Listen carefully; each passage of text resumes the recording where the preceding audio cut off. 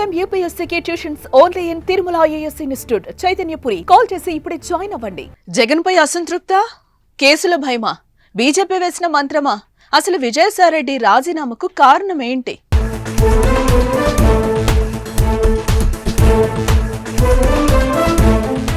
విజయసాయిరెడ్డి రాజీనామా ఏపీ రాజకీయాల్లో ఓ సంచలనం. రాజకీయాలకు గుడ్ బై అంటూ విజయసాయిరెడ్డి చేసిన ప్రకటన వైసీపీని కుదిపేసే నిర్ణయమే.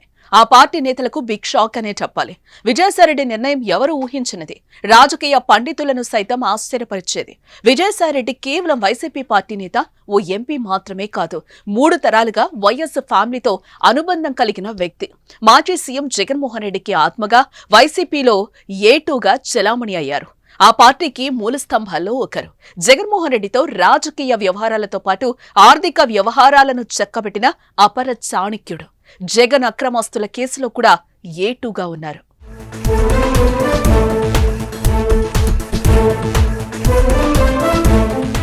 2019 ఎన్నికల్లో వైసీపీ అధికారాన్ని కైవసం చేసుకోవడంలో విజయసాయిరెడ్డిది కూడా కీలక పాత్ర. వైసీపీని అధికారంలోకి తీసుకొచ్చి సీఎం పీఠంపై వైఎస్ జగన్ ను కూర్చోబెట్టడం కోసం విజయసాయిరెడ్డి అన్ని తానై వ్యవహరించారని చెప్పుకోవాలి. వైసీపీకి ప్రశాంత్ కిషోర్ పనిచేసేలా ఒప్పించటం, జగన్ పాదయాత్ర పర్యవేక్షణను చూసుకోవటం, ఇలా పార్టీ విజయాలకి కావలసిన వనరులను విజయసాయిరెడ్డి అందించారు. అలాంటి విజయసాయిరెడ్డి రాజకీయాల నుంచి తప్పుకోవడం తీవ్ర దుమారమే రేపుతోంది. ఇంతటి సంచలన నిర్ణయం వెనుక ఏం జరిగింది? కారణం ఏమై ఉంటుంది? జగన్ పై అసంతృప్త, కేసుల భయమా, బీజేపీ వేసిన మంత్రమా అనేది పొలిటికల్ వర్గాల్లో జోరుగా చర్చ జరుగుతోంది.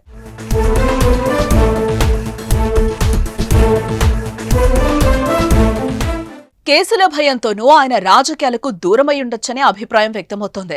కాకినాడ పోర్టు లావాదేవీల విషయంలో ఇటీవల ఈడీ పిలిచి ప్రశ్నించింది. అరబిందో శరత్ రెడ్డి ముందు పెట్టి ఆయన అనేక ఆర్థికపరమైన అవకతవకలు చేశారని, వాటిపై విచారణలు జరుగుతున్నాయి. ఈ తతంగంలో అంతా విజయసాయిరెడ్డి ఉండడంతో ఆయన మెడకు ఉచ్చు బిగుసుకోవడం ఖాయం. అదేవిధంగా జగన్ అక్రమస్తుల కేసులో కూడా చలనం కనిపిస్తోంది. ఈ కేసుల్లో ఏటూగా విజయసాయిరెడ్డి ఉన్నారు. ఈ భయాలు కూడా ఆయన్ను వెంటాడి రాజకీయాలకు దూరం చేశాయనే టాక్ అయితే వినిపిస్తోంది.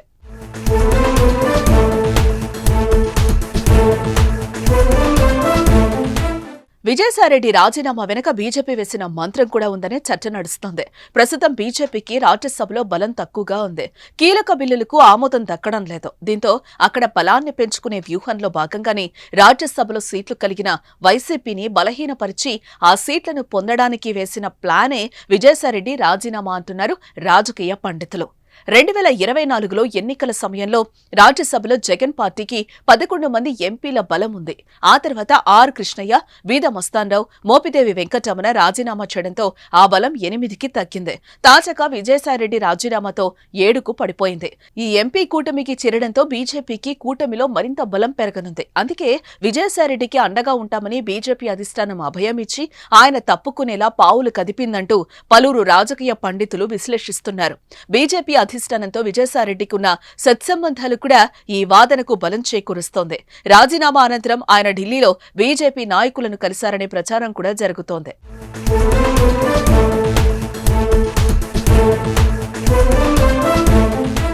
జగన్ పై అసంతృప్తి కూడా ఆయన రాజీనామాకు ఓ కారణమనే చర్చ నడుస్తోంది.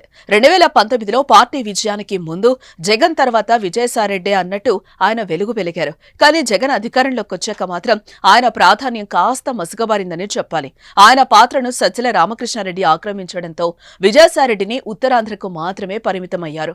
కొన్నాళ్లకు ఉత్తరాంధ్ర ఇన్ఛార్జిగా ఉన్న సమయంలో విజయసాయిరెడ్డిపై పలు ఆరోపణలు రావడంతో వాటిని కూడా తప్పించారు జగన్. బాధ్యతలు నాటి టీటీడీ బోర్డు చైర్మన్ వైవి సుబ్బారెడ్డికి కట్టబెట్టారు.